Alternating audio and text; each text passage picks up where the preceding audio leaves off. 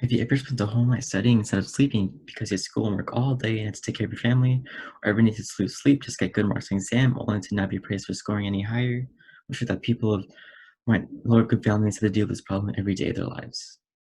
That's when I talk about racism within school curriculums. Why does it matter? So I'm sure that many minorities have to deal with this problem every day of their lives.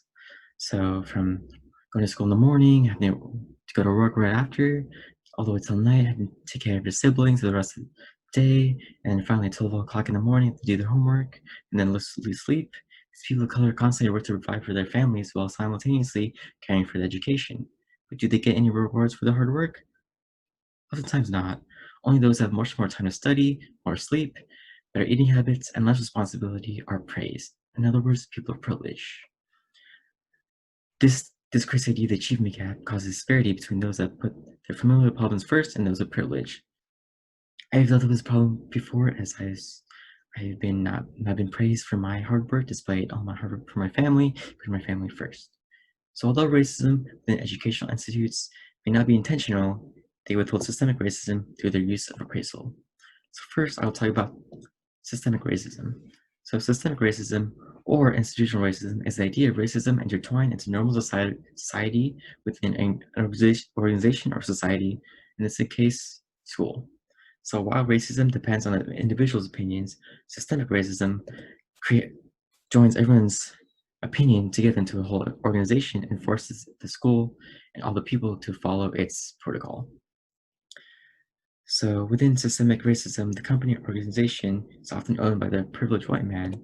So the idea of white people dominating African American people is often used to portray the economic status of each, as well as the oppressor versus the oppressed. In this case, privileged versus underprivileged.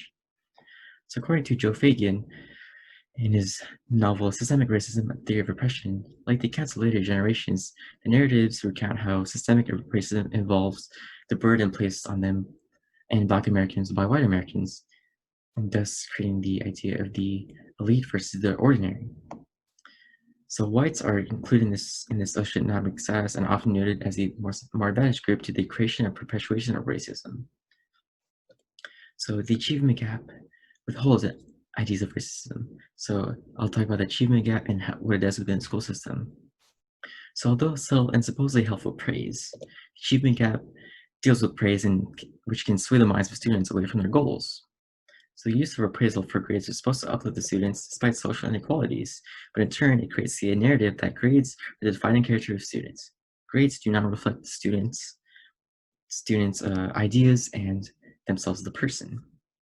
So according to Charles Darnan in the article Where There's a Will, There's a Way, Belief in School Meritocracy, they state that school meritocracy is often presented as a way to fight social inequality, but instead it causes schools' success to be influenced by factors unrelated to merits, such as the disparity between races.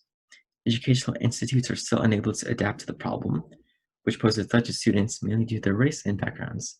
For example, the Child Left Behind Act of 2001 supposedly is supposed to rid the schools of racial inequalities and creates the idea that everyone's equal and gets equal education, but in turn it causes the students that prioritize their families first to have lower grades and does not get the praise and be pushed away from society. So according to A. Arnott in Let's Call Me an Achievement Gap, she states that why is it that we keep calling attainment deficits between Black and white students an achievement gap, but not acknowledging the gap is all about priorities?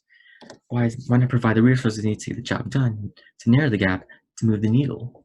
So like I said before, these minorities prioritize their families first rather than their education. So systemic racism can also exist within social and economic inequalities because these students often have to work more to provide for the family and thus put away their studying and maybe even skip out on a couple school days. So systemic racism can also exist within faculty, in this case, counselor influences.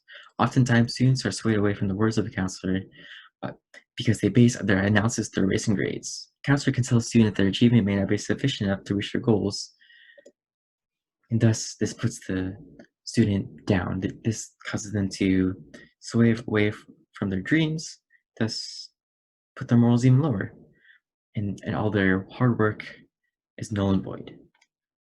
So according to Kay Marlett in Is a Racist Addressing Racial Microaggressions, white counselors are to blame clients of color for problems that are rooted in racism and thus unintentionally turn the victim away from their desires. So often, counselor instructors are not aware of their own privilege as they are higher in the hierarchy, and they often do not differ their own experiences from the experiences of people of color that have to work much harder and work through school, work their families, provide, and even fear for their lives due to racism they experience. So as many count, they offer realistic advice to the students, such as only going to community college and then stopping from there. They don't offer ideas such as like help to getting them to UCs or getting them letters of recommendation. You know? So as many counselors try to provide help for the futures of students, they may unintentionally turn them away from their goals.